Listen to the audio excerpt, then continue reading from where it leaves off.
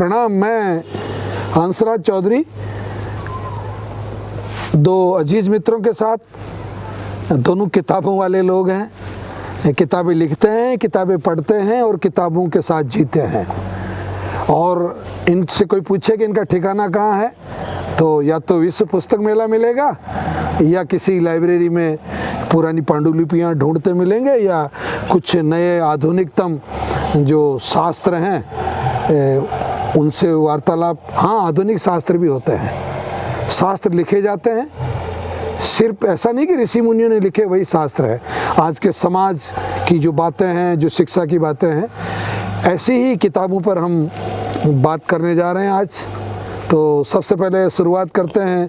भंवर जी नमस्कार। नमस्कार। बहुत दिनों बाद अपना मिलना हो रहा है। हाँ, नव वर्ष की बहुत शुभकामनाएं आपको, क्योंकि पहले साल मतलब साल का पहला दिन, और आपने कहा कि ये किताबें पढ़ते हैं, किताबें लिखते हैं, पर मैं दर्शकों को कहना चाहता हूँ कि सामने बैठा हुआ व्यक्ति जो है वो खुद ही एक किताब है। तो उनसे बात करना भी अपने आप में एक बहुत ही शानदार अनुभव होगा। मुझे लगता है कि लखन जी को मेरी बात से इत्तेफाक ही होगा। बिल्कुल बिल्कुल, ये जो बोलते हैं बस मन करता है कि लिखते जाए। किताब बोल रही है। मतलब मुझे ये लग रहा है कि कहीं ध्रुवीकरण हो रहा है, तो इस ध्रुवीकरण से हम आओ बच जाएं, आओ बाँच लें। मेवाड़ी जो राजस्थानी भाषा है उसमें बाँचना यानी कि पढ़ना जो है जी। तो वो आपकी वास्तव में पठनीय क्षमताएं जो है वो निसंदेह है। तो आज हम पहली किताब पे बात करें जी। वो मैं चाहता हूँ कि स्वास्थ्य की रसोई जी, मतलब इस पे अगर हम चर्चा करें तो कैसा रहेगा? आप शुरुआत करें। मुझे लगता है कि सबसे पहले तो चौधरी साहब, श्री नवग्रह आश्रम सेवा संस्थान को बहुत बधाई इस बात के लिए कि आपने कैंसर, किडनी, शुगर, लीवर के जो रोगी हैं जी, उनके लिए उनका क्या पथ्य अपथ्य हो सकता है, उनके लिए क्या खाद्य पदार्थ हो सकते हैं, उसके लिए इतनी वरदान साबित होने वाली किताब प्रकाशित की। और मैं इसकी लेखिका अनुभा झा, जिनके बारे में पढ़ करके, वो अंग्रेजी विषय की शिक्षिका है और वेल एजुकेटेड हैं। जी जी। मैं देख रहा था कि 5 विषयों में स्नातकोत्तर हैं। सोशियोलॉजी में है, संस्कृत में है, इंग्लिश में है, शास्त्रीय गायन में है, और उनकी रुचियां भी बहुत अद्भुत लग रही है। और एक बात और, इन्होंने बाद में इन्होंने ये थोड़ी स्पष्टता प्रकट की थी कि ये छत्तीसगढ़ी लोक संगीत में भी इन्होंने में किया। हाँ, तो ये बताना भूल गए। अच्छा, क्योंकि गायन, नृत्य, पाठन, पठन पाठन, बागवानी और औषधीय पौधों की जानकारी, और भाषाई ज्ञान भी अद्भुत है। बंगाली, बिहारी, भोजपुरी, मैथिली, छत्तीसगढ़ी, उड़िया, हिंदी और संस्कृत बिना किसी रुकावट के लिखना और बोलना। मैं सोचता हूँ कि बहुत ही अद्भुत तरह का जीवन जीने वाली अनुभा झा ने इस किताब को लिखा। और किताब की जब मैं प्रस्तावना पढ़ रहा था, भूमिका जो कि आपने लिखी है, वो तो जान है किताब की। किताब में प्रवेश करने से पहले एक तरीके से वो क्या कहते हैं उसको, चाबी है कि जब आप उससे जाते हैं। और उसमें बहुत अद्भुत लगा जब मैंने ये पढ़ा कि आपने 3 तरह की रसोइयों का जिक्र किया। एक रसोई जो कुदरत की रसोई है, ईश्वर की रसोई जिसको आपने कहा, जिसको कुछ ही नहीं करना है, आपको सीधे खा लेना है जी। दूसरा आपने कहा कि इंसानों की जो रसोई है, और जिसमें पकाना पड़ता है, गलाना पड़ता है, जलाना पड़ता है। और तीसरी बात कही आपने कि जो शैतान की रसोई है, और आजकल खतरनाक रसोई, आजकल शैतान की रसोई जो है, उसमें पिज्जा, बर्गर, मतलब ये जो कुछ भी आप जंक फूड खा रहे हैं उसके बारे में बात, मतलब 3 रसोइयों का जिक्र करते हुए बहुत ही बढ़िया तरीके से। तो विषय प्रवेश जैसा है। जब मैं इस किताब को पढ़ने के लिए अंदर घुसा तो भूमिका ने ऐसा बांधा, और मुझे लगता है कि आपने आपका जो स्वभाव है, जो स्पष्टवादिता है आपकी, और जिस साफगोई से आप बात को कहते हैं जी, मुझे इसमें वो साफगोई तो बरकरार लगी, लेकिन भाषा में कई बार जो एक आक्रामकता और कठोरता और खुरदरापन होता है, जी, जी। वो आपने इसमें कहीं वो विलोपित है। तिरोहित कर दिया। और जैसे आहार स्वादिष्ट होता है, जी। वैसे आपने इसमें एक स्वादिष्ट भाषा भी रखी, तो उसको पढ़ते हुए बहुत आनंद आया। और मैं बस ये कह करके इस बात को ख़त्म करूँगा कि किताब को पढ़ना ये केवल स्वास्थ्य की रसोई नहीं है। इस देश में कितने प्रकार का भोजन, पौष्टिक और स्वादिष्ट भोजन पकाया और खाया जाता है, जी, उस सब का वर्णन है। जी, तो ये पूरे भारत की यात्रा है। ऐसा लग रहा है कि जैसे ग्रेट किचन, वो ग्रेट इंडियन किचन जैसा है। हाँ, उस जैसा आभास। उस जैसा आभास कि आप हर एक प्रदेश की किचन में घुस रहे हैं। तो आप कश्मीर से लगा करके कन्याकुमारी तक और नॉर्थ ईस्ट से लगा करके कच्छ तक, कहाँ मक्के की रोटी और सरसों का साग खाया जा रहा है, कहाँ मेंदू वड़ा खाया जा रहा है, पोंगल कहाँ का उपयुक्त है, लिट्टी कैसे आपको बनानी है, और मतलब अद्भुत है।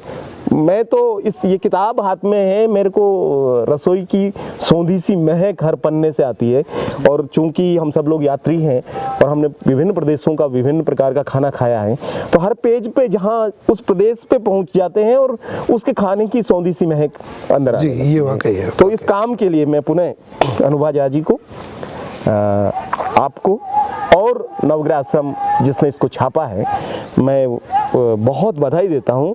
ये अद्भुत सेवा की है आपने। ये एक्चुअल राष्ट्र सेवा है, हमारे लोगों को मजबूत बनाने की और स्वस्थ बनाने का जो काम इससे होगा। कोई बहुत बड़े व्यक्ति से इसका हमने वो नहीं करवाया विमोचन जी। हाँ। इसका पहला जो लोकार्पण जो था, एक ऐसा कैंसर रोगी था कि जिसके बार बार ये प्रश्न होते थे कि मैं क्या खाऊं, मैं कैसे बनाऊं। तो मुझे बहुत खुशी थी और मैंने क्षमा याचना की कि मैं लगातार 12-13 वर्षों में एक ऐसी अच्छी किताब, जो कैंसर रोगी क्या खाए, हमेशा समस्या होती है ये नहीं खाना, ये नहीं खाना, ये नहीं खाना, और ये किताब कहती है कि हाँ ये खाना, ये खाना, ये भी खाना। तो इसमें परहेज का पूरा, चूँकि कुट्टू, रागी, सामा, बगर, पौतान, ये सब चीज़ें। और परंतु सबसे बड़ी बात जो मैं जो कहना चाहता हूँ लेखिका के लिए भी और इस पुस्तक के बारे में भी, कि पुस्तकें, जैसा कि आपने अभी कहा कि पुस्तकें समय के हस्ताक्षर हैं, ये सिर्फ एक किताब ही नहीं, एक भारत की यात्रा है। तो वाकई ये भारत की यात्रा है। और जी, मैं इस बात से अंत करना चाह रहा हूँ इस बात का, आज की वार्ता का, कि आपने दिन में कहा था कि मुझे ये लाइन बहुत अच्छी लगी कि रोगियों के लिए तो रसोई, और ऐसी रसोई के जिससे रोग ही ना उत्पन्न हो। ये बहुत ही, मुझे लगता है कि ये बहुत मार्मिक शब्द है कि आप रोगियों के लिए रसोई चलाएं। जैसे रुग्णालय चलते हैं, वहाँ पे भोजनालय चलते हैं, वहाँ जा कर के लोग भोजन बांटते हैं कि पौष्टिक भोजन, और डॉक्टर भी कहते हैं कि पौष्टिक भोजन खाना चाहिए। लेकिन ये किताब ये कह रही है कि भोजन ही ऐसा खाना चाहिए कि आपको रुग्णालय तक ही नहीं पहुँचना पड़े, आपको कोई रोग ही नहीं हो। तो ये जड़ से ही समूल नष्ट करने का जो काम है, और किताबें कितना बड़ा काम कर सकती है। और मैं ये सोचता हूँ कि इस किताब के अपने पाँव हैं, ये खुद की गति से दौड़ेगी और इसको किसी के शायद सहारे की जरूरत नहीं होगी। हर व्यक्ति जो स्वस्थ रहना चाहता है जी, उसको अपने आप ही इस किताब तक पहुंचना है, और शायद ये किताब वहाँ तक अपने आप ही पहुँचेगी और ये वो अपनी यात्रा तय करेगी। लेकिन ये बहुत अद्भुत तरीके की चीज़ है, क्योंकि बहुत सारे रेसिपी चैनल चल रहे हैं, कुछ भी खोलो तो इतनी रेसिपी आती है, और इसमें लिखा भी है एक जगह पे कि इतना अधकचरा ज्ञान है कि कोई भी कुछ भी डाल के कुछ भी बना रहा है। और कोविड ने तो ये बहुत लोगों को रसोइया बना दिया है, ज़्यादातर लोग हलवाई में परिवर्तित हो चुके हैं। हर आदमी बना रहा है। अब वो क्या बना रहा है, मूर्ख बना रहा है या सामान बना रहा है, कुछ पता नहीं चल रहा है। लेकिन मुझे लगता है कि इसमें विधि है, क्या चीज़ चाहिए और कैसे बनाना है, उसको कैसे खाना है। तो मुझे लगता है कि किसी भी ये जो चैनल होते हैं किचन वाले, उनके लिए भी ये मार्गदर्शिका है। तो तमाम डॉक्टर्स के लिए, रोगियों के लिए, स्वस्थ लोगों के लिए, अस्वस्थ लोगों के लिए, और जो इस क्षेत्र में काम करते हैं आहार में, आहारचर्या में, उनके लिए भी बहुत ज़बरदस्त चीज़ है। मुझे इस किताब का जो टाइटल है, इस टाइटल में जो थाली बनी है जी वो तांबे की थाली जैसा लग रहा है। जी, बिल्कुल। क्या इसका भी कोई उल्लेख है, आपने इसको पढ़ा तो कहीं कि जी हाँ, इसमें का भी? पात्रों का है, बर्तनों का भी है। और सबसे बड़ी बात इसमें कि ये जो आप इसका आवरण देख रहे हैं ना, ये बद्री भडाना का बनाया हुआ आवरण है ये।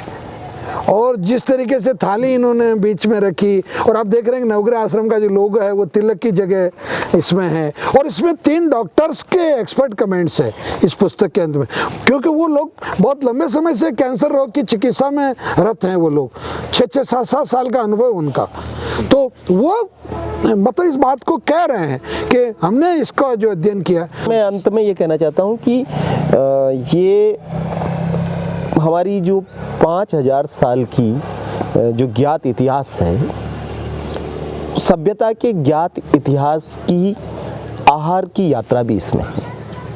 जी, किस समय में क्या खाया जा रहा था और कैसे खाया जा रहा था। अच्छा, आचार्य वाग्भट से लगा करके, सुश्रुत से लगा करके, चरक से लगा करके, महाभारत से लगा करके, वैदिक काल में, और तमाम चीज़ों का।